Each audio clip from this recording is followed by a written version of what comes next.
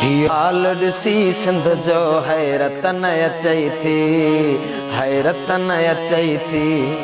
ही हाल ॾिसी सिंध जो हैरत न अचई थी, हैरत न अचई थी। अफ़सोस वा धरतीअ ते बेग़ैरत न अचई थी, अफ़सोस वा सिंधड़ीअ ते बेग़ैरत न अचई थी। इहो हाल ॾिसी सिंध जो हैरत न अचई थी, हैरत न अचई थी। इहो हाल ॾिसी सिंध जो हैरत न अचई थी, हैरत न अचई थी। अखियुनि सां सुबुह शाम ॾिसी वेही तमाशो, तोहफ़े में मिले सिंध खे हर रोज़ पियो लाशो। अखियुनि सां सुबुह शाम ॾिसी वेही तमाशो, तोहफ़े में मिले सिंध खे हर रोज़ पियो लाशो। हक़ घुरण वारी ॿोली हिते जंहिं बिया ॿोली, बदिले में मिली तंहिंखे आहे गैर जी गोली। हिकु ॾुख इहो त मुंहिंजा घणा मारिया विया आहिनि, ॿियो ॾुख इहो त मारे वरी साड़िया विया आहिनि। कातिल जी ख़बर पोइ बि खून गरम नथो थियई, पंहिंजे सोच ऐं ज़मीर ते बि शर्म नथो थियई। गॾु खाईंदे उन्हनि सां नफ़रत न अचई थी।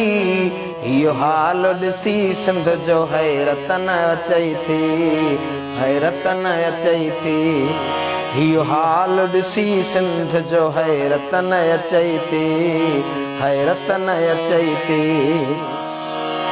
पंहिंजी कणिक पंहिंजूं सारियूं पंहिंजा ते लॻे सहनि, मालिक बणिया उन्हनि जा भोतार रही सहनि। पंहिंजी कणिक पंहिंजूं सारियूं पंहिंजा ते लॻे सहनि, मालिक बणिया उन्हनि जा भोतार रही सहनि। हर चीज़ ख़ल्क़ी ख़ालिक मुंहिंजी सिंध में आहे, उहा कहिड़ी आहे नेमत जेका सिंध में न आहे। पोइ बि ज़िंदगी ज़िलत जी मारू था गुज़ारनि, बेहाल थी बुखुनि ते पिया पाण खे मारनि। बसि बाउंट वठण महिल रुगो पाण बणाए, रोटी मकान जाई सखणा नारा हणाए। पोइ यादि ग़रीबनि जी गुरबत न अचई थी। इहो हाल ॾिसी सिंध जो हैरत न अचई थी, हैरत न अचई थी। इहो हाल ॾिसी सिंध जो हैरत न अचई थी, हैरत न अचई थी।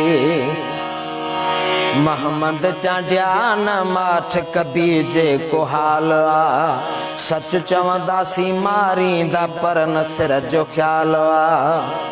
मोहम्मद चांडिया न माठ कबी जेको हाल आ, सच चवंदासीं मारींदा पर न सिर जो ख़्याल आ। न ॾिनी या न ई ॾींदासीं गैरनि जी ग़ुलामी, आदि बिना आहियूं जो भरियूं कंहिंजी का सलामी। पंहिंजी जिंद पंहिंजी सिंध सां अटकल न कबी आ, ईअं माठ मफ़ादनि लाइ बुज़दिल न कबी आ। ताक़त जे नाहे विढ़ण जी त शेर ई लिखबा, पंहिंजा जे नाहिनि गैरत पोइ गैर ई लिखबा। जवाननि जी ॾिसी जुस्तजू इबरत न अचई थी। इहो हाल ॾिसी सिंध जो हैरत न अचई थी, हैरत न अचई थी। इहो हाल ॾिसी सिंध जो हैरत न अचई थी, हैरत न अचई थी। अफ़सोस वा धरतीअ ते बेग़ैरत न अचई थी, अफ़सोस वा सिंधड़ीअ ते बेग़ैरत न अचई थी। इहो हाल ॾिसी सिंध जो हैरत न अचई थी, हैरत न अचई थी।